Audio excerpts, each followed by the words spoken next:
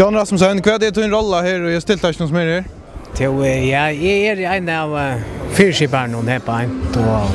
Ja, en av dem. Hur undersöker för tilltagen över gå? Ja, jag tror inte hon var så god, men hon har varit öliga god hon varit. Och jag finns goda hjälp från ötlån alltid. Bäge stidtagaren och låttagaren. Så det är väl öliga gott det vet jag.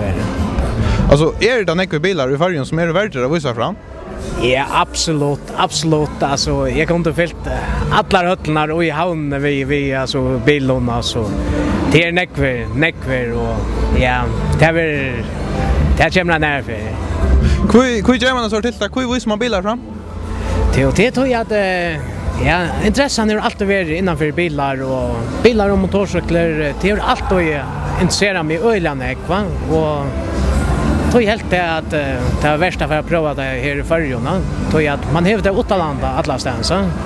Och vid äga så redan jag av bäg motorcykeln och bilen så får jag prova ha ett i förrjon. Och är det här ett ändvändande tilltag eller är det här bara öjna här? Ja, det är alltid att vi väntar efter så tränger det bara vara klara två bilarna ut till nästa år och färgångt. Och det senast hävde du några bilar själva? Nej, jag ångar ner på en, men mun kommer att stanna här nästa år.